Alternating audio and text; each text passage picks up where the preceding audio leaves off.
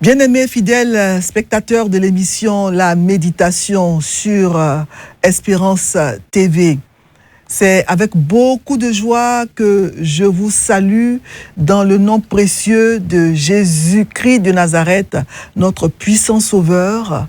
Et c'est pour moi un grand plaisir c'est avec un grand plaisir que je vous souhaite donc la bienvenue à cette émission.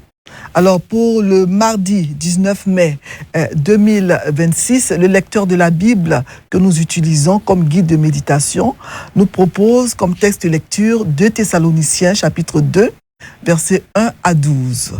2 Thessaloniciens chapitre 2, versets 1 à 12. Et nous allons prier avant de lire le texte, mais nous prierons en chantant ce chant qui dit « Dieu Tout-Puissant, Dieu plein d'amour, viens nous ouvrir les oreilles pour que nous puissions écouter ta parole. » Dieu Tout-Puissant, Dieu plein d'amour, selon tes promesses vraies, viens nous ouvrir les oreilles pour écouter ta parole. Viens nous ouvrir les oreilles pour écouter ta parole. Amen. Alors nous allons prendre nos Bibles et dans le Nouveau Testament, la deuxième épître de Paul aux Thessaloniciens, 2 Thessaloniciens chapitre 2 versets 1 à 12, et je lis dans la version Louis II. Pour ce qui concerne l'avènement de notre Seigneur Jésus-Christ et notre réunion avec lui, nous vous prions, frères, de ne pas vous laisser facilement ébranler dans votre bon sens et de ne pas vous laisser troubler, soit par quelque inspiration, soit par quelques paroles ou par quelques lettres qu'on dirait venir de nous, comme si le jour du Seigneur était déjà là. Verset 3. Que personne ne vous séduise d'aucune manière, car il faut que l'apostasie soit arrivée auparavant et qu'on ait vu paraître l'homme du péché, le fils de la perdition. L'adversaire qui s'élève au-dessus de tout ce qu'on appelle Dieu ou de ce qu'on adore, jusqu'à s'asseoir dans le temple de Dieu, se proclamant lui-même Dieu. Verset 5. Ne vous souvenez-vous pas que je vous disais ces choses lorsque j'étais encore chez vous? Et maintenant, vous savez ce qui le retient, afin qu'il ne paraisse qu'en son temps. Car le mystère de l'iniquité agit déjà, il faut seulement que celui qui le retient encore ait disparu. Et alors paraîtra l'impie que le Seigneur Jésus détruira par le souffle de sa bouche et qu'il anéantira par l'éclat de son avènement. Verset 9. L'apparition de cet impie se fera par la puissance de Satan avec toutes sortes de miracles, de signes, de prodiges mensongers. Et avec toutes les séductions de l'iniquité pour ceux qui périssent parce qu'ils n'ont pas reçu l'amour de la vérité pour être sauvés. Aussi Dieu leur envoie une puissance d'égarement pour qu'ils croient au mensonge. Verset 12. Afin que tous ceux qui n'ont pas cru à la vérité, mais qui ont pris plaisir à l'injustice, soient condamnés. 2 Thessaloniciens 2, versets 1 à 12. C'est le texte que nous propose le lecteur de la Bible pour le mardi 19 mai 2026. Et le titre que le lecteur donne à ce passage est « L'imposture dévisagée ». Alors, dans le chapitre 2 de Thessaloniciens, l'apôtre Paul, il aborde la partie essentielle de sa deuxième lettre aux Thessaloniciens. Ce chapitre est riche en vérité prophétique et il est difficile à interpréter, il faut le reconnaître. Il n'est pas écrit dans l'ordre chronologique. Au sein de ces versets, Paul fait des allers-retours dans le temps. Il parle essentiellement d'événements eschatologiques, c'est-à-dire ce qui va se produire dans le futur, à la fin des temps. Et quand on lit 2 Thessaloniciens 3, verset 11, qu'on n'a pas encore lu, on voit que peu après avoir écrit la première épître aux Thessaloniciens, l'apôtre Paul a reçu un rapport indiquant que l'église de Thessalonique avait cru en l'étrange affirmation des faux enseignants, affirmation selon laquelle le jour du Seigneur était déjà arrivé. Voilà. Et cela avait troublé les Thessaloniciens. Et Paul se trouvait probablement à Corinthe à cette époque, quand il leur a écrit donc cette deuxième vers l'an 49 ou 51 après Jésus-Christ. Donc l'apôtre Paul parle dans 2 Thessaloniciens 2, versets 1 à 12, passage que nous venons de lire. Il parle donc du jour du Seigneur et il met en garde donc les chrétiens de l'église de Thessalonique contre les faux enseignements qui troublaient donc les croyants de cette église. Nous voyons dans les versets 1 à 2 que les croyants de l'église de Thessalonique étaient troublés. Ils croyaient avoir manqué le jour du Seigneur. Le verset 2 dit, l'apôtre Paul dit au verset 2, il dit ne vous laissez pas facilement ébranler dans votre bon sens, ne vous laissez pas troubler, etc. par quelque inspiration et tout et tout. Voilà. Donc, ce qui s'était passé, c'est que des faux docteurs s'étaient introduits dans l'Église et ils avaient affirmé aux croyants de Thessalonique, en se basant sur une lettre que l'apôtre Paul avait soi-disant écrite, ce qui n'était pas vrai. Donc, ces faux docteurs-là, ces faux enseignants disaient aux Thessaloniciens que l'enlèvement s'était déjà produit et qu'ils avaient manqué cet enlèvement. Alors même que Paul leur avait annoncé qu'ils allaient, eux, être enlevés s'ils croyaient, s'ils avaient cru au Seigneur. Donc, ces faux enseignants leur disaient aussi qu'ils étaient déjà dans la période de la grande tribulation. Donc, Paul les exhorte à ne pas se laisser ébranler par ces lettres falsifiées là, ou par les faux enseignements de ces faux enseignants. L'apôtre Paul, il rappelle à ses croyants que certains événements doivent se produire avant le jour du Seigneur. Et ces événements sont l'apostasie et la révélation de l'homme de péché, souvent interprété comme étant l'antéchrist. Voilà. Il faut noter que le jour du Seigneur est mentionné dès la première lettre de Paul aux Thessaloniciens. Quand on lit par exemple 1 Thessaloniciens 5.2, il est question du jour du Seigneur. Il est écrit dans 1 Thessaloniciens 5.2, « Car vous savez bien vous-même que le jour du Seigneur viendra comme un voleur dans la nuit. » Voilà. Donc, dans le verset 3, Paul parle de deux événements, deux choses qui doivent se produire avant le jour du Seigneur. En effet, avant le jour du Seigneur, selon le verset 3, l'apostasie, qui signifie l'abandon de la foi, doit se manifester.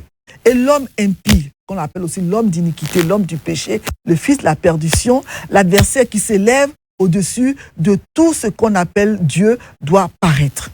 Et dans les versets 4 à 9, Paul va donner plus d'informations sur cet homme-là qu'on appelle l'homme de l'iniquité. Ce dernier est désigné aussi sous le vocable antéchrist et il est décrit au verset 4 comme étant un adversaire qui s'élève au-dessus de tout ce qu'on appelle Dieu ou de tout ce qu'on adore. Il va même jusqu'à s'asseoir dans le temple de Dieu, se proclamant lui-même Christ, se proclamant plutôt lui-même Dieu. Alors, ce personnage, il va donc s'opposer frontalement à Dieu. Il va s'installer dans le temple de Dieu et il va exiger d'être adoré à la place de Dieu. Donc, Paul rappelle ici, au verset 5, des vérités que les Thessaloniciens connaissaient déjà. Il dit au verset 5, « Ne vous souvenez-vous pas de ce que je vous ai dit, ce que je vous disais quand j'étais encore chez vous ?» Donc, son enseignement n'évoluait pas selon les circonstances ou la pression des gens, etc. Mais il répète aux Thessaloniciens des choses qui leur avaient déjà été dites quand il était chez eux. Et Paul fait référence au verset 6 à une puissance qui retient l'apparition de ce personnage. Cette puissance, elle sera ensuite éliminée, permettant ainsi à l'homme de péché, l'homme d'iniquité, d'être révélé. Donc, la venue de ce personnage-là, l'antéchrist, sera marqué par de faux miracles, des prodiges, et cela va tromper beaucoup de gens.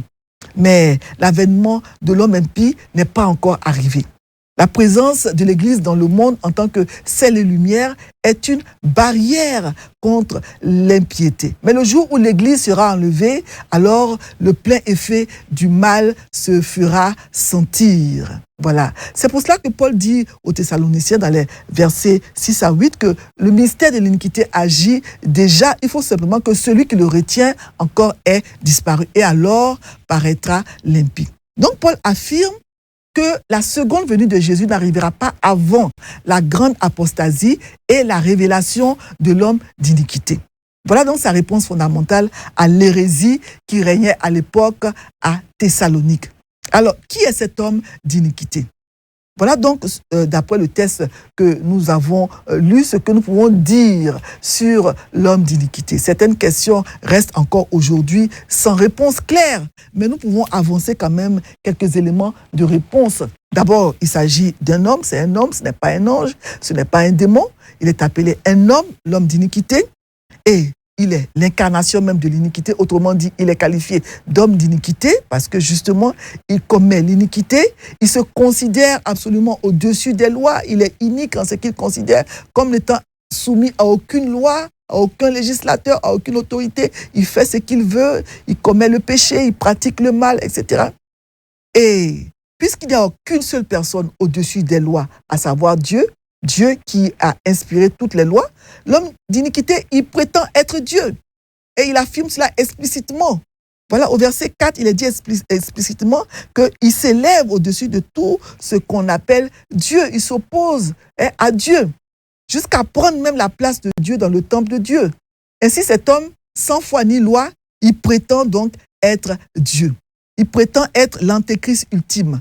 Parce que plusieurs antéchrists sont venus, comme cela est dit dans 1 Jean 2, 18. Mais celui-ci sera le dernier. Il sera détruit par la parole de Jésus et par le feu du ciel quand Jésus va revenir. Et cet homme-là, il est né pour la destruction. Paul l'appelle le fils de la destruction. Voilà. Et il vient de Satan. C'est sa nature même. Il sera détruit. Il n'a aucun avenir. Il est l'incarnation même de l'anarchie. Il est voué à la damnation. Et au verset 9, on apprend donc que l'avènement de cet homme impie va se faire par l'action de Satan. Il n'est pas Satan, mais il sera investi du pouvoir de Satan. Il sera guidé par Satan, il sera animé par Satan. Il sera à son service. Il va accomplir donc les desseins de Satan.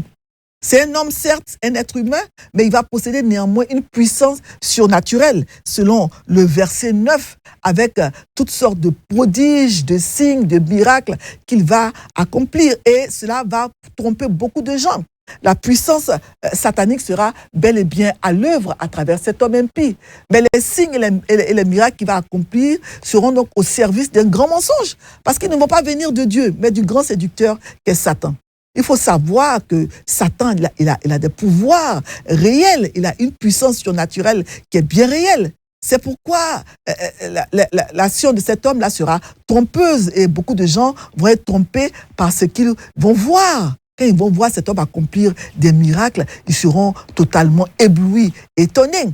Il faut savoir, retenir que Satan, il a des pouvoirs réels.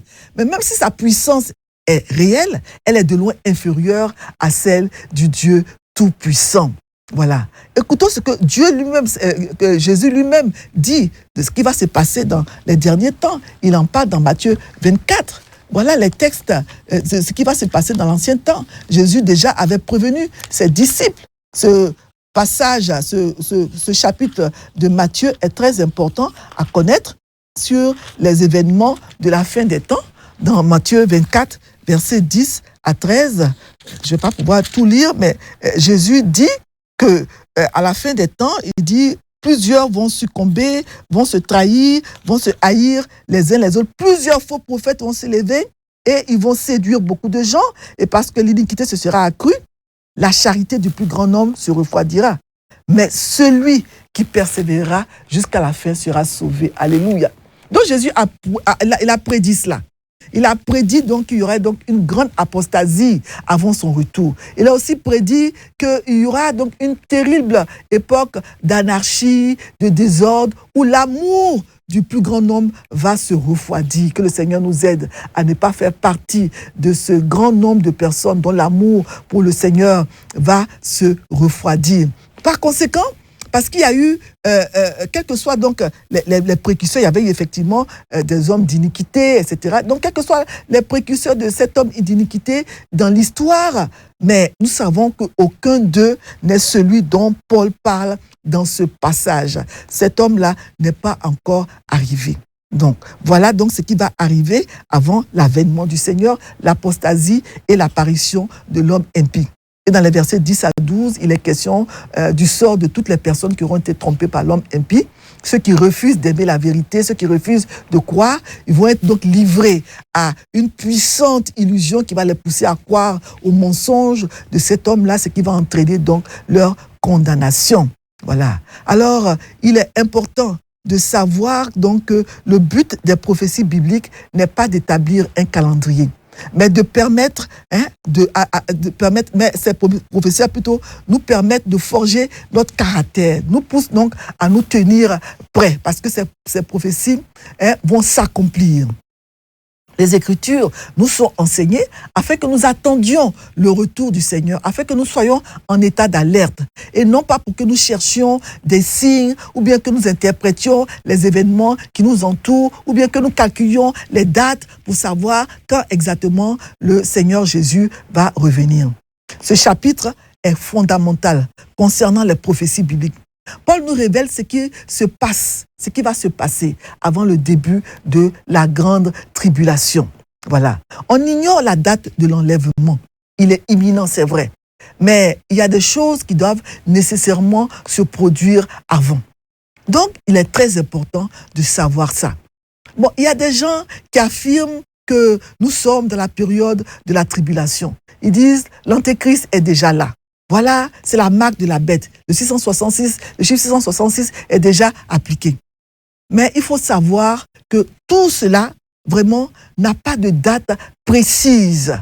Plusieurs personnes à différentes époques ont fixé des dates pour le retour du Seigneur. Mais ceux qui fixent des dates pour les événements de la fin des temps, ils perturbent les gens, ils perturbent l'Église. Et c'est pour ça que les Thessaloniciens, ils étaient ébranlés. Ils étaient ébranlés dans leur foi. Ils étaient ébranlés dans leur bon sens. Le Seigneur lui-même, il dit, dans plusieurs passages, comme dans Matthieu 24, 36, il dit que pour ce qui est du jour et de l'heure, personne ne le sait, ni les anges dans les cieux, ni le Fils, mais le Père seul. Donc, personne ne connaît la date exacte du retour du Seigneur. Nul ne sait ni le jour ni l'heure. Ceux qui donnent des dates trompent le monde. Nous savons seulement, comme le texte aujourd'hui nous le dit, que certains événements vont se produire avant l'avènement du Seigneur. Il y a eu plusieurs faux prophètes dans l'histoire qui ont fixé des dates, mais toutes ces dates-là se sont toutes avérées fausses. Le retour du Seigneur viendra par surprise, comme cela est indiqué dans Matthieu 24, versets 36 à 44, que je ne vais pas lire. Donc, ce passage de 2 Thessaloniciens 2, il enseigne aux croyants plutôt à demeurer fermes dans leur foi. Et ils n'ont qu'à s'ancrer, il faut s'ancrer dans la vérité du retour du Seigneur. Le Seigneur Jésus va revenir. Il ne faut pas se laisser ébranler par les faux enseignements, par les faux prophètes, etc. C'est notre Seigneur seul qui sait quand il va revenir. Nous, notre rôle est de nous tenir prêts parce qu'il peut revenir à n'importe quel moment. Alors, le lecteur nous propose, pour réfléchir encore sur ce passage, 2 questions, la question 6 et la question 7. Question 6, y a-t-il un avertissement? Oui, il y a plusieurs avertissements dans ce texte. Voilà, le verset 33, il nous dit ici, dans ce texte, plutôt le verset 3, pas le verset 33, le verset 3, il nous dit que personne ne vous séduise d'aucune manière, etc. Donc, c'est un avertissement. Il ne faut pas se laisser séduire par de faux enseignements. Il ne faut pas se laisser séduire par toutes sortes de doctrines. Nous sommes à la fin des temps, c'est vrai. Beaucoup de théories circulent, de doctrines, etc. Mais il ne faut pas se laisser séduire. Il faut rester attaché à la parole. C'est pour cela qu'il est important de lire et de méditer. Il est important de connaître la parole de Dieu pour pouvoir distinguer le faux du vrai. Et l'autre avertissement aussi, il ne faut pas se laisser séduire par de faux miracles. Ce n'est pas parce que quelqu'un a des pouvoirs surnaturels, qu'il fait des grands prodiges, il fait des miracles, il guérit des malades, etc., qu'il vient de Dieu. Ça ne prouve pas qu'il vient de Dieu, parce que Satan peut aussi accomplir des œuvres puissantes. Voilà. Donc, il faut faire très attention et ne pas se laisser séduire par tout ce qui se passe maintenant à la fin parce que nous sommes vraiment à la fin des temps. Et la question 7 est la suivante. Quelle vérité Dieu me révèle-t-il? Nous voyons ici la puissance de la vérité face au mensonge dans les versets 9 à 11. Le pouvoir de Satan se manifeste par de faux miracles, par la tromperie. Et beaucoup de gens suivent ça. mais la vérité triomphe du mensonge. Et aussi, nous voyons dans les versets 11 à 12 le danger de rejeter la vérité. Quand on rejette la vérité, il est écrit donc que ceux qui ont pris plaisir à l'injustice, ceux qui n'ont pas cru à la vérité au verset 12, qui ont pris plaisir à l'injustice vont être condamnés. Voilà. Et il faut aussi savoir que la victoire est certaine parce que l'impie sera détruit à la fin. On peut le lire dans le verset 8, donc je reviens un peu en arrière. Il est écrit donc que le Seigneur Jésus va détruire l'impie par le souffle de sa bouche quand il va apparaître. Donc c'est une vérité que cet homme-là, quelle que soit sa grandeur, sa puissance, sa force, il n'est pas plus fort que le Seigneur Jésus. Il n'est pas plus fort que Dieu. Donc la victoire est certaine, l'impie sera détruit. Alors il faut vraiment se placer du côté du plus fort, du plus puissant. Et c'est Dieu qui est le plus fort, l'omnipotent. C'est en lui que nous devons croire, c'est à lui que nous devons nous attacher, nous accrocher. Parce que le Seigneur Jésus est parti, c'est vrai, il est monté au ciel, mais il va revenir. Ce qui est certain, c'est qu'il va revenir. Et ceux qui ont réellement cru, les vrais croyants seront enlevés pour vivre avec lui dans l'éternité, dans la félicité éternelle. Que le Seigneur nous aide à ne pas nous laisser séduire par toutes sortes vraiment de faux enseignements, mais que nous restions attachés à la lettre, sola scriptura, l'écriture seule, que nous puissions nous attacher à la parole de Dieu et qu'on ne se laisse pas berner par toutes sortes de faux enseignements. Voilà. Alors, le commentaire que le lecteur fait sur ce passage se trouve à la page 63 du lecteur et je vous encourage à le lire. Nous allons le lire rapidement ensemble, mais ceux qui n'ont pas le lecteur peuvent toujours se le procurer. Il n'est pas trop tard. Mardi 19 mai 2026, 2 Thessaloniciens 2, 1 à 12, l'imposture dévisagée. Mise en garde, les versets 1 à 3a. Paul stigmatise les spéculations sur le jour du Seigneur. Le danger qu'elle présente sur l'Église est tel que l'apôtre insiste, use de répétition. L'imposture est une manipulation mentale. Le malin porte un masque, usurpe son identité et sa responsabilité. Des signes avant-coureurs. 3b, verset 3b à 6, annonce le jour du Seigneur. Premièrement, l'apostasie. D'anciens chrétiens abandonneront la foi, se détourneront de l'enseignement des apôtres et repartiront au paganisme. De nos jours, la fausse religion, les sciences occultes, l'ésotérisme multiplient les stratagèmes pour séduire, tromper. Demeurons dans la prière et la connaissance de la Bible pour leur échapper. Deuxièmement, l'apparition de l'homme impie, appelé fils de la perdition, adversaire. Il est dominateur, cherche à masquer la présence divine. Il s'établit dans le temple de Dieu, c'est le faux prophète, le loup en peau d'agneau ravisseur. Attention, tout ce qui brille n'est pas or. L'impie est le mystère de l'iniquité, versets 7 à 12. Le mode d'existence qui marche à l'encontre du système des valeurs établies par Dieu agit en sourdine. Il est latent. Satan est la source et l'instigateur de cet empire du mal rébellé contre le divin créateur. Il a des pouvoirs indéniables pour ceux qui périssent. Par quels moyens parvient-on à le vaincre? C'est l'intention de Dieu que tous soient sauvés. 2 Pierre 3, 9. En effet, ceux qui se perdent le doivent à leur choix délibéré. Joue ton rôle de prédicateur de la bonne nouvelle. Vérité, vous connaîtrez la vérité et la vérité vous affranchira. Jean chapitre 8, verset 32. Nous prions. Seigneur, ton retour est imminent et nous savons que de la même manière que les prophéties antérieures se sont accomplies, celle de ton retour va s'accomplir. Tu vas revenir certainement. Ce que nous pouvons retenir, c'est que nous devons veiller. Nous devons être prêts parce que tu peux revenir à n'importe quel moment. Merci Seigneur de réveiller notre esprit par ce texte que nous venons de lire. Nous devons nous tenir prêts et nous ne devons pas nous laisser troubler par toutes sortes de faux enseignements. Aide-nous à rester attachés à ta parole, à l'écriture. Merci pour ce moment de méditation et permets que ta parole puisse produire dans le cœur de tous ceux qui l'écoutent des fruits évidents aux yeux de tous. Merci Seigneur. Amen. Amen. Que le Seigneur vous garde, qu'il vous bénisse et qu'il vous donne de persévérer dans la méditation quotidienne de sa parole. Amen.